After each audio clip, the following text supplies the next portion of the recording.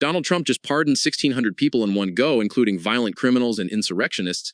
And honestly, at this point, if he declared himself the Emperor of Mar-a-Lago and started minting currency with his face on it, half the country would just ask if it comes in gold or silver. It is wild. We are living through a period where the news cycle moves so fast that a massive mass pardon of 1,600 people, including members of the Proud Boys and Oath Keepers convicted of assaulting police, barely stays on the front page for a full day. Henry, we are talking about a blanket clemency on day one of his second term that even his own vice president, J.D. Vance, had previously said shouldn't happen for the violent ones. But here we are. It is the Don-roe Doctrine in full effect, Sophia. And speaking of physical changes, he literally bulldozed the East Wing of the White House, like gone, replaced by a 90,000-square-foot ballroom, because apparently the leader of the free world needs more space for a really high-stakes game of pickleball or a very large wedding for a donor's daughter. The preservationists are having a collective heart attack. They tore down the East Wing and the Jacqueline Kennedy Garden to make way for this $300 million project funded by private tech giants. It is a literal demolition of history. And while the East Wing was coming down, the signage at the Kennedy Center was going up, or at least it was for a minute. The Board of Trustees voted to rename it the Trump Kennedy Center, despite federal law explicitly naming it for JFK. It took a federal judge to step in and say, actually, you need an act of Congress to slap your name on the National Cultural Monument. I love the idea of a Trump Kennedy Center. It sounds like a community college where the only major is advanced grifting, but the audacity is what gets me. He accepted a $400 million Boeing 747 as a personal gift from Qatar. He called it a nice gesture that would be stupid to turn down. Meanwhile, ethics experts are screaming about the emoluments clause, and the Attorney General, who, by the way, used to lobby for Qatar, just gave it a thumbs up. It is like asking a shark if it is okay to eat the lifeguard. It is more than just planes and buildings, though. The human cost of this second term is getting dark. We are seeing reports of an ICE army in places like Minneapolis, where things have turned fatal.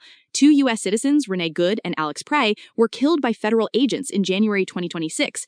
The administration immediately labeled them domestic terrorists to shut down investigations. When top prosecutors in Minnesota refused to go along with it, 5 of them resigned in protest, and the rest were basically told to fall in line or get out. And the foreign policy? It is like he is playing a game of Risk after 4 espressos.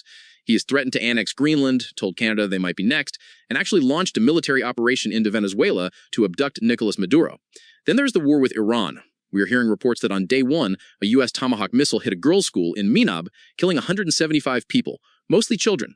The administration's response was essentially to blame Iran's inaccurate munitions, while the Pentagon's own investigation points straight back to us. It is a pattern of total disregard for the guardrails. He tariffed every major trading partner except Russia, which the IMF says is spiking global inflation and causing massive instability. It is a literal America First policy that seems to involve setting the rest of the world on fire just to see the glow.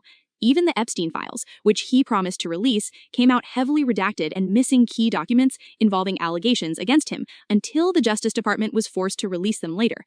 It is the total co-opting of the Justice Department, using it to go after political enemies while pardoning friends who committed child sex crimes and domestic violence, which, by the way, at least 97 of those pardoned Yon 6 rioters have already been rearrested for new crimes. It is not just about sane Republicans staying quiet anymore. It is about whether there is any part of the system left that can actually say no. When you have the President of the United States dismissing the murder of children in a war of choice as a minor incident or someone else's fault, you have to wonder where the line actually is. The silence is becoming a choice. It is definitely past the point of just talking about it. It is about whether the country can handle 4 more years of a Don-roe doctrine that treats the White House like a private development project and the world like a bargaining chip.